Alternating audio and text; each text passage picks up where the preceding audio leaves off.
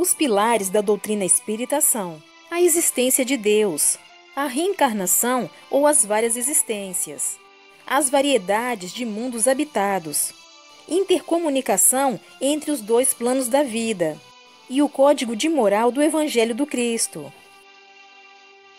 Vamos iniciar a leitura do livro O Evangelho segundo o Espiritismo. Capítulo 2. Meu reino não é deste mundo. Pilatos, tornando a entrar, pois, no palácio, e tendo feito vir Jesus, lhe disse: Sois o rei dos judeus? Jesus lhe respondeu: Meu reino não é deste mundo.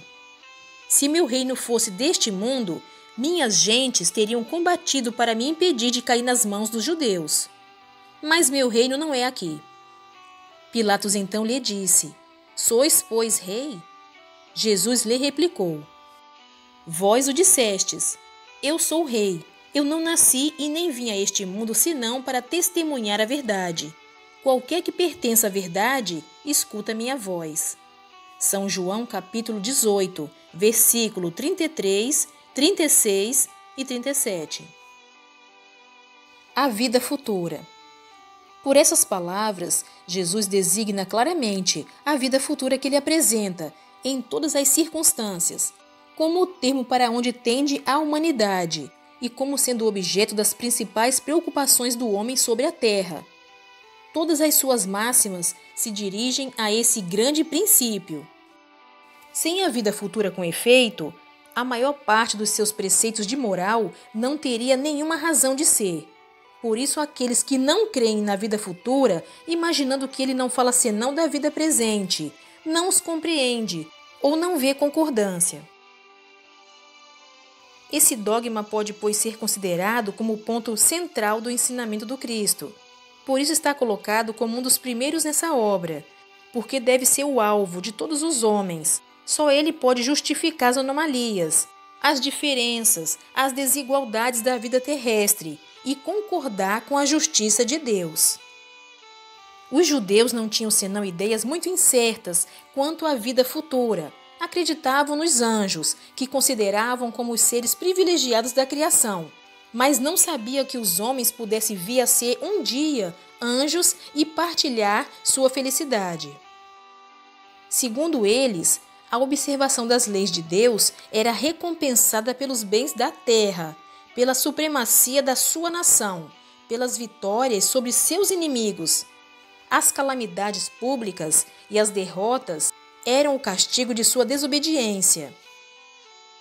Moisés, sobre isso, não poderia dizer mais a um povo pastor, ignorante, que devia ser tocado, antes de tudo, pelas coisas desse mundo. Mais tarde, Jesus veio lhes revelar que há um outro mundo, onde a justiça de Deus segue seu curso. É esse mundo que ele promete àqueles que observam os mandamentos de Deus, e onde os bons encontrarão sua recompensa. Esse mundo é o seu reino. É aí que ele está em toda a sua glória, e para onde vai retornar ao deixar a terra. Entretanto, Jesus, conformando seu ensinamento ao estado dos homens da sua época, não acreditou dever lhes dar uma luz completa, que os teria ofuscado sem esclarecê-los, porque não teriam compreendido. Ele se limitou a colocar de alguma sorte a vida futura em princípio, como uma lei natural, a qual ninguém pode escapar. Todo cristão crê, pois, forçosamente na vida futura, mas a ideia que muitos fazem dela é vaga, incompleta e, por isso mesmo, falsa em vários pontos. Para um grande número, não é senão uma crença sem certeza absoluta. Daí as dúvidas e mesmo a incredulidade. O Espiritismo veio completar nesse ponto, como em muitos outros, o ensinamento do Cristo, quando os homens estavam amadurecidos para compreenderem a verdade. Com o Espiritismo, a vida futura não é mais um simples artigo de fé, uma hipótese. É uma realidade material, demonstrada pelos fatos, porque são as testemunhas oculares que vêm descrevê-la em todas as suas fases e em todas as suas peripécias, de tal sorte que não somente a dúvida não é mais possível, mas a inteligência mais vulgar pode fazer ideia do seu verdadeiro aspecto, como se imaginasse um país do qual se lê uma descrição detalhada. A descrição da vida futura é tão circunstanciada, as condições de existência feliz ou infeliz daqueles que aí se encontram são tão racionais que podemos dizer, apesar disso, que ela não pode ser de outra forma e que está lá a verdadeira justiça de Deus. A realeza de Jesus. O reino de Jesus não é deste mundo, é o que cada um compreende. Mas sobre a terra não terá também uma realeza? O título de rei não implica sempre no exercício de um poder temporal. Ele é dado por um consentimento unânime, aquele que seu gênio coloca em primeiro plano, em uma ordem de ideias quaisquer, que domina seu século e influi sobre o progresso da humanidade. É nesse sentido que se diz o rei ou o príncipe dos filósofos, dos artistas, dos poetas, dos escritores, do futebol e etc. Essa realeza nascida do mérito pessoal, consagrada pela posteridade, não tem frequentemente uma preponderância maior do que aquele que leva o diadema? A realeza nascida do mérito é imperecível, enquanto que a outra é o jogo das vicissitudes. Ela é sempre abençoada pelas gerações futuras, enquanto que a outra, por vezes, é amaldiçoada. A realeza terrestre acaba com a vida. A realeza moral governa ainda, e sobretudo depois da morte. A esse título, Jesus não é um rei mais poderoso que muitos potentados? Foi, pois, com razão que disse a Pilatos: Eu sou rei, mas meu reino não é deste mundo.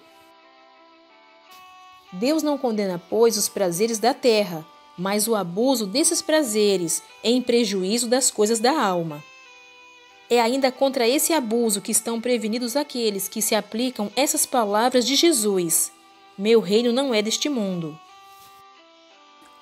Aquele que se identifica com a vida futura é semelhante a um homem rico que perde uma pequena soma sem com isso se perturbar. Aquele que concentra seus pensamentos sobre a vida na terra é como um homem pobre que perde tudo o que possui e se desespera. O Espiritismo expande o pensamento e lhe abre novos horizontes.